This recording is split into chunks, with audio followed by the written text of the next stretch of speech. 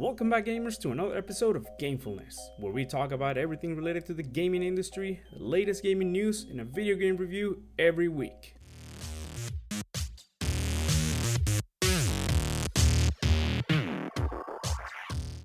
First, let me give you the latest updates. Sony just revealed the new PS5 controller called the DualSense. And it's not that one. That's the one that we wanted, but I don't know. Touchscreen OLED display might be a thing of the future when we will have fingerprint sensors on the controllers. I don't know. But this is the final design that they reveal. And as you can see, they went to a new futuristic, completely redesigned that kind of looks familiar to the Xbox One controller.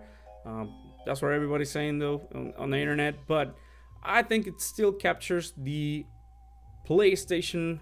And I think it doesn't click just right away for me.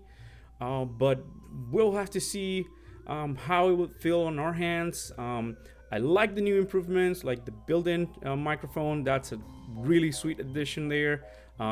Basically, you won't need to have a new headset or anything. You can just, it will have a speaker and a built-in mic in the controller. That will be nice for chatting in lobbies and stuff. But if you go into the main game, you will need the actual headset. That's one of the things that I really like about the controller. Also, I don't dig the color really well, but then luckily some people on the internet are giving us a new alternate design, which I think it looks way better. I don't know what Sony didn't go with it, but I guess they're trying to go with a white thing and then the two colors tone kind of futuristic theme. But I believe that this color looks really, really well, and this is something I can really dig. But we'll have to wait and see what Sony does with that.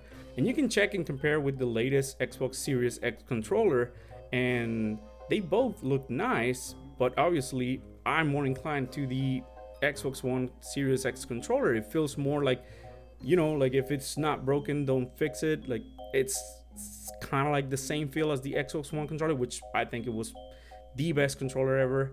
And the feel of it will be kind of like the same. I was kind of hesitant on that D-pad there, but that they say is kind of like the new Elite 2 controller, so it's improved. It's not going to be the same as the Xbox 360. The bumpers and the triggers, like, they look so refined. They have a texture over there. I can't wait to play on that one.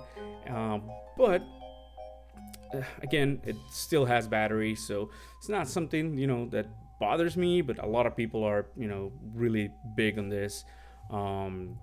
But yeah, like the new PlayStation 5 controller will have USB-C type charging port.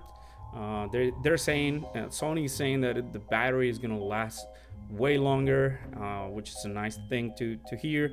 I wish sometime along the road, like, Xbox will release their own rechargeable controllers, so that way the fight is over. You can grab which one you want, batteries or rechargeable batteries. So put an end to the whole controller wars. The other thing is that they're saying that the triggers on the PS5 DualSense controller will have a force feedback. That will be a nice addition, that it will be like force.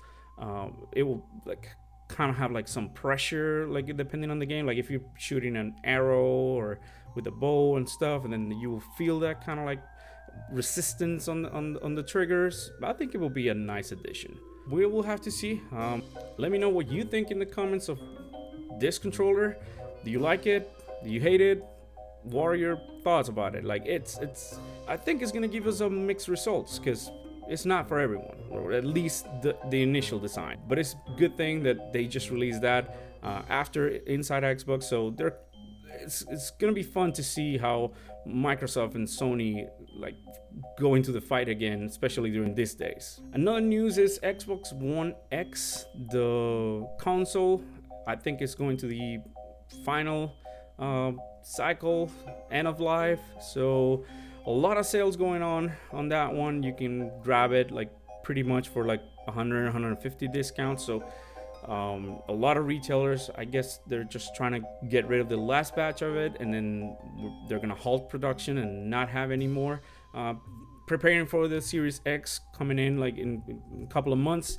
So it's a good time if you want to have like the most powerful console. It's really a nice console, and like if you want to get it cheap, this is the moment. I don't think it's gonna go cheaper, not even on Thanksgiving. Maybe we're gonna have the same deal, so but maybe there's no much supply of it. So if you want to grab one, I'll suggest this might be the best time to do it. The last news that we have is Google Stadia. It's now free. Yes, free. I think it's just a little too late. That's what on Twitter, Google Stadia account are saying, and to me, it just feels like it's not worth it anymore. Like, we all know all the problems they had, all the issues, and right now with like throttle, bandwidth, and all the, I don't think it's gonna work. But hey, if you're into that, if you have a Gmail account, they're saying it's gonna be free from now on, and you're gonna have 2 months of the pro tier that they have. I don't know, like, I might try it, but I'm not a fan of streaming. I'm more like a physical copies kind of guy, so we'll see. It's up there. It's the last straw for Google Stadia to see if they get some kind of reaction or traction through there, but we'll see. Now let's get to the review. In this one, we're going to talk about Luigi's Mansion 3.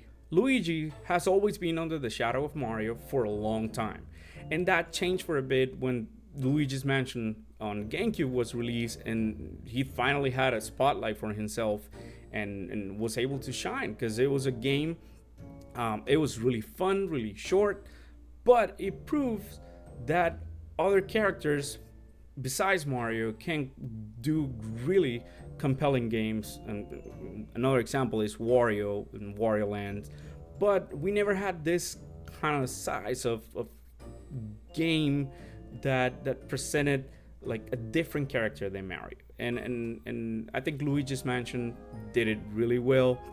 It show off all the capabilities of the GameCube and the console at that time, and it was a fun, spooky, funny looking game, and it had an innovative gameplay that it was never seen before, and that's what, you know, kept people going in. Then there was a sequel, Luigi's Mansion Dark Moon, released on the 3DS, but I never had a 3DS, so I'm not able to tell you like what was that game about, but I can only see the reviews and they're not so great. But I guess, you know, it was kind of an improvement. I guess the controllers were kind of difficult on that handheld console, and after that not so well reviewed sequel, like, we finally had, after 18 years, the long awaited Luigi's Mansion 3 on Nintendo Switch.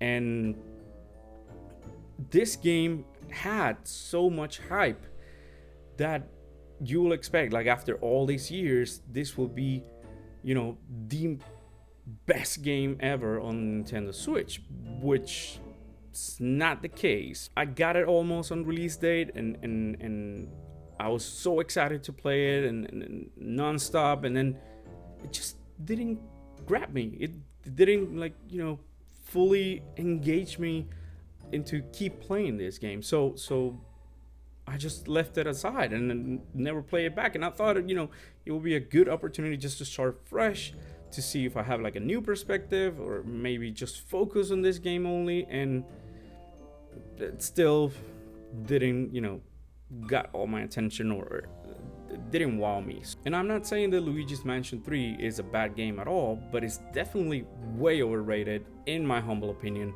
And let me explain you why and the good and bad of this game. Luigi's Mansion 3 right away introduces us to a whole new level of cartoon animation never before seen on a Mario game, which I found is phenomenal and really has a potential for a standalone movie or TV series.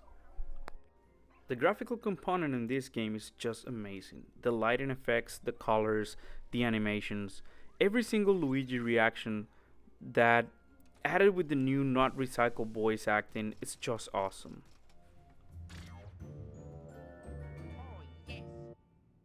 But at the end of the day, it doesn't paint the picture of the gameplay, and the game suffers from it. It just doesn't innovate too much. It's just improved a little bit from the previous formula of the games, but the mechanics tends to be boring and repetitive. The amount of money you can collect just feels like an action filler, and the rewards you get from it are literally useless. For real, it's just 3 items, and only the 1-ups or gold bones, as they're called in this game, are useful, and only for some tedious boss fights. The other ones, you're just gonna be fine. When I realized this, honestly, I lose all my motivation to keep getting more money at all, and I decided just to avoid this annoying task. And I understand what they put this in the game, because without it, this nonsense constant vacuum sucking of money and coins, the game will be just plain empty. Backtracking here has nothing compelling to offer. Once you finish the game, you never want to go back and find what was missing, because what's the point? There's no incentive at all. The fights are so repetitive, and it doesn't hold up to the standard of the first game, where it was something new, it was something fresh. And you see the same 4 or 5 ghosts with little or no challenge, and just some different stuff that you need to try that will make you change your strategy maybe once or twice. And honestly, Luigi was so fast in Super Mario 2, I don't know why in this game it feels so sluggish and slow to the point of desperation. And even with the new tools on your Poltergust, the only real power up you get is in mid-game, and you only use it once. That's it. But not all is bad. The game has epic moments, but again, sometimes it might turn monotonous. Most of the boss fights are entertaining and original. Some are really bad due to the new control scheme implemented, but the logic of it is fun. It just doesn't work that well, but you'll have fun playing, and each one of them requires you to think a new strategy and use most of your arsenal. So it's really well thought. Like the boss fights are really entertaining. The introduction of the new playable character Luigi is just great, and it will have the same abilities as you have, but playing him will let you progress in areas that only he is able to access due to his material consistency, and it's really well done. Plus, it's needed to help you out in some fights and puzzles. And speaking of puzzles, I felt that that's where this game really exceeds, with some really cool ones and some lame ones, but they're all fun. Another cool thing is they brought the Virtual Boo device, which is a nice pun to the Virtual Boy console that I used to love, and you all remember the Game Boy horror on the Luigi's Mansion original one. So this is kind of that thing, and it's really helpful to fast travel to the professor in the lab and kind of like the main hub, and give you hints if you're stuck. So it's kind of like your main menu. Finally, the themes on the different levels, it's a great idea that really works, and it keeps the game at least interesting enough to keep playing. But besides all that, Luigi's Mansion 3 drops the ball on the feels that the original one gave me, and it's not as interesting, funny, or spooky, and loses all replay value to me. The only reason to come back is only for the occasional multiplayer, which is limited to as far as some minigames only, but it's pretty fun to play together with friends or family. But anyways, those are my personal opinions of this game that I waited so long to play, and at the end of the day didn't live up to the expectations of saying that it was the pinnacle of Nintendo games. But those are just my 2 cents, and I want to know what you think about this game. Do you agree with me? Let me know in the comments below. But that was it for Luigi's Mansion 3 and this episode. I really want to know your thoughts, so leave a comment down below. And again, thank you for watching all the way through. If you enjoyed the video, hit that like button. If you're new to the channel, go ahead and subscribe. I would really appreciate it. This is your host, Pablo Gad. Keep staying safe and out of trouble. And as always, game on. Till next week, bye-bye. Bye-bye-bye-bye-bye. Mario. Mario.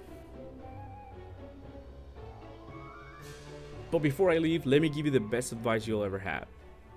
If you're trying to